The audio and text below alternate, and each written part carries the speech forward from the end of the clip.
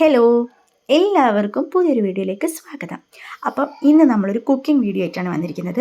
മൈദയും ബീറ്ററും പിന്നെ ഓവണൊന്നുമില്ലാതെ നമുക്കൊരു ക്യാരറ്റ് കേക്ക് ഉണ്ടാക്കാം. അപ്പോൾ ആദ്യം തന്നെ ഞങ്ങൾ ക്യാരറ്റ് കേക്കിന് 2 ക്യാരറ്റാണ് എടുക്കുന്നത്. അത് നന്നായിട്ട് ഗ്രേറ്റ് ചെയ്തിട്ടാണ് കേക്കിലിടുന്നത്.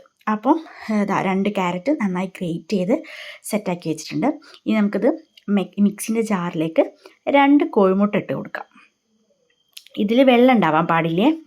നമ്മളിപ്പോൾ ഇതിൽ ഉപയോഗിക്കുന്ന ഒരു സാധനത്തിലും വെള്ളമൊന്നും ഉണ്ടാവാത്ത നല്ല ഡ്രൈ ആയിരിക്കുന്ന പാത്രങ്ങൾ വേണം ഇതിന് ഉപയോഗിക്കാൻ. അങ്ങനെ 2 മുട്ട ഇട്ട് കൊടുത്തു. ഇനി അതിലേക്ക് ഞങ്ങൾ ഈ ഒരു കുഞ്ഞി കപ്പിന് ഒരു 1/4 ഭാഗം പഞ്ചസാര ഇട്ട് കൊടുക്കുന്നുണ്ട്. പിന്നെ ഈ മുട്ടേൻ്റെ ഒക്കെ ഒരു മണമൊക്കെ പോകാൻ വേണ്ടിയിട്ടും കേക്കിന് നല്ലൊരു സ്മെല്ല് വരാൻ വേണ്ടിയിട്ടും നമുക്ക് വാനില എസൻസ് ഒഴിച്ചു കൊടുക്കാം. ഇത് ഒഴിച്ച ശേഷം നമുക്കിത് നന്നായിട്ടൊന്ന് അരച്ചെടുക്കാം. നന്നായിട്ടൊന്ന് ഈ മുട്ടയും പഞ്ചസാരയും ഒന്ന് നന്നായിട്ട് മിക്സാക്കി എടുക്കാം. ആ സമയം അത് അവിടെ നിന്ന് മിക്സിയിൽ അരയ്ക്കുമ്പോഴത്തേക്ക് നമുക്ക് കേക്ക് ബേക്ക് ചെയ്യാൻ വേണ്ടിയിട്ട് പാത്രം പ്രീ ഹീറ്റ് ചെയ്ത് വെക്കാം. അപ്പോൾ നമ്മളൊരു ഇത് ഉപയോഗിക്കാത്തൊരു പാത്രം കേട്ടോ.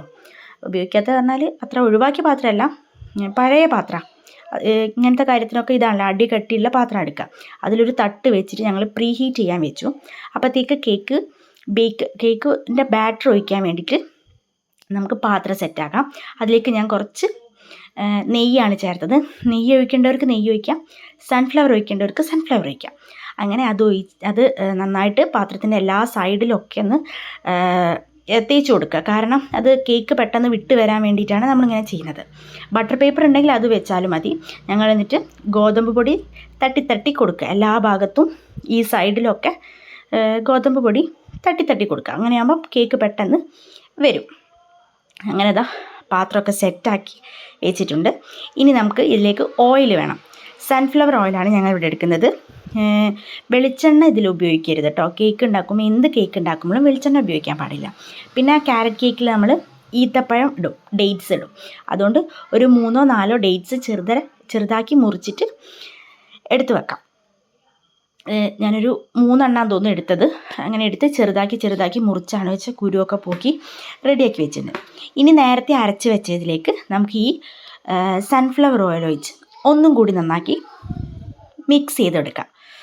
അങ്ങനെ മിക്സ് ചെയ്ത് സെറ്റാക്കിയിട്ടുണ്ട്.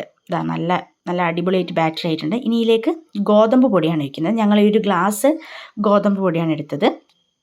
ഈ ഗോതമ്പ് പൊടിയിലേക്ക് കുറച്ച് ബേക്കിംഗ് സോഡയും കുറച്ച് ബേക്കിംഗ് പൗഡറും ഇട്ട് കൊടുക്കാം. പിന്നെ ഈ പഞ്ചസാരയുടെ ടേസ്റ്റ് ഒന്ന് ബാലൻസ് ചെയ്യാൻ വേണ്ടി കുറച്ച് ഉപ്പും ചേർത്ത് കൊടുക്കാം. എന്നിട്ട് ഈ ഒരു അരിപ്പ വെച്ചിട്ട് വേണം ഇങ്ങനെ തട്ടി എല്ലാം കൂടി മിക്സ് ആവാൻ വേണ്ടിയിട്ടാണ് ഈ അരിപ്പ വെച്ചിട്ട് സ്പൂൺ കൊണ്ട് ജസ്റ്റ് ഒന്ന് ഇളക്കി കൊടുത്താൽ മതി. അപ്പോൾ പൊടി ഇങ്ങനെ താഴോട്ട് വീഴും. അങ്ങനെ എല്ലാം ചേർത്തതാ ഇതേപോലെ തട്ടി കൊടുക്കാം.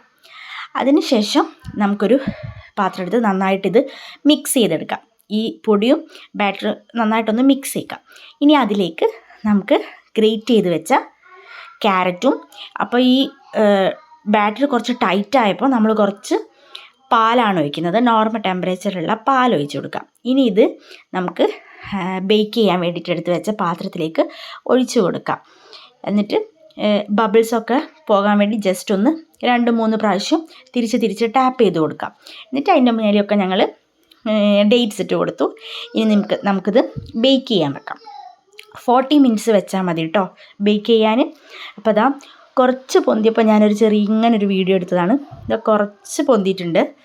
ഇനി കുറച്ചും കൂടി പൊന്തിയിട്ട് കാണാം. കുറച്ചും കൂടി പൊന്തിയിട്ടുണ്ട്.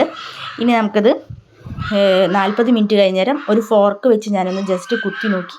അപ്പോൾ ഒന്നുമില്ല, ഒന്നും പറ്റി പഠിക്കുന്നില്ല. അപ്പോൾ നമ്മുടെ കേക്ക് സെറ്റായി. അപ്പോൾ ചൂടൊക്കെ കുറച്ച് തണിഞ്ഞപ്പോൾ ഞാൻ കട്ട് ചെയ്ത് നല്ല സോഫ്റ്റാട്ടോ. നല്ല സോഫ്റ്റ് മാത്രം നല്ല ടേസ്റ്റുണ്ട്. പഞ്ഞി പോലെ നല്ല ആ സ്പോഞ്ചൊക്കെ നല്ല ഭയങ്കരമായിട്ട് സോഫ്റ്റ് ആയിട്ടുണ്ട്. എല്ലാവരും ഇത് ട്രൈ ചെയ്ത് നോക്കണം. എല്ലാവർക്കും അറിയായിരിക്കും, പക്ഷേ ഇതൊന്ന് ട്രൈ ചെയ്ത് നോക്കുക. നല്ല ടേസ്റ്റാട്ടോ. അപ്പോൾ നെക്സ്റ്റ് വീഡിയോ കാണുന്നവരെ എല്ലാവർക്കും ബായ്.